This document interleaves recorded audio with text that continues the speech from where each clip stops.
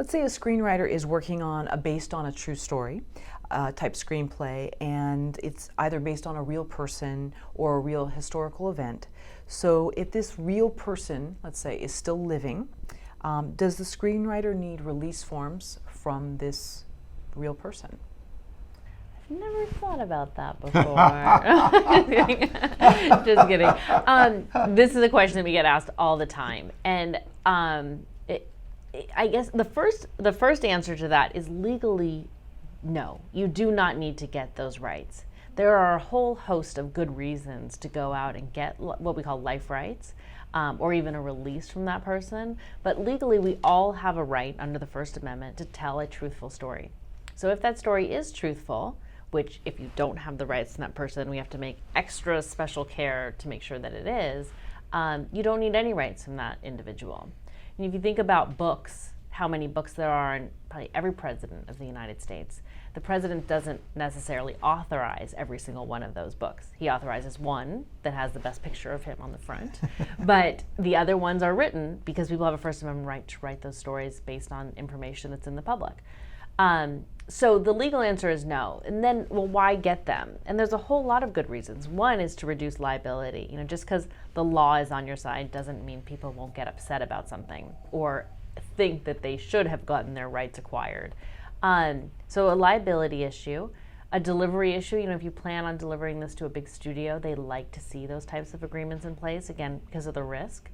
And also, you might want to have access to that person. They might have journals and pictures and access to other people that you want to interview or conduct research with, and they can provide that access. So there's a lot of good reasons to get life rights, but legally you don't need to.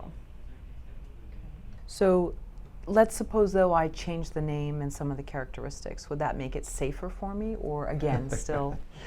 No, do the journalism. Do the research and create an accurate portrayal.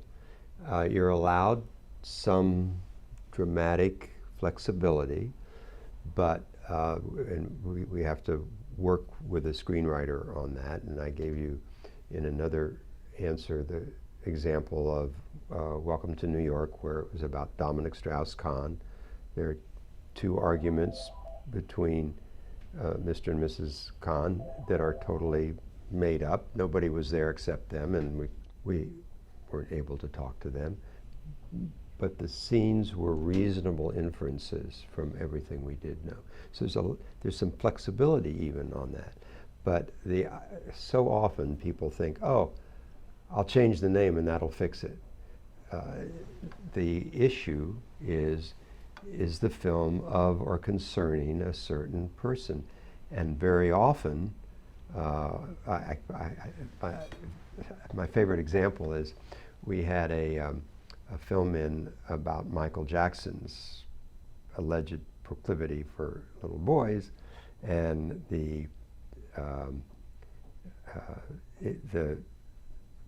there was one chauffeur in the film, throughout the film, and I said to the filmmaker, "Is this man still alive?" "Oh no, we changed his name," and I said, "But it's the same chauffeur." "Oh yes, Michael Jackson always used the same chauffeur when he had boys in the car." And I said, "So what good does it to change the name?" "Well, we changed the ethnicity and we changed his name." I said, "Yeah, but there was only one driver. That's the guy. You could make him a Martian, and it would be this man." So you have to be very careful about the notion of, oh, I'll make a few changes and it'll be okay. I don't know where that came from. Right. As long as the person is still recognizable, they're still recognizable. So you see films all the time and they call a person, I don't know, Jack instead of John. They're like, wow, look at that. Now you'll never know it was really John. And if a person does, then legally you can still be on the hook.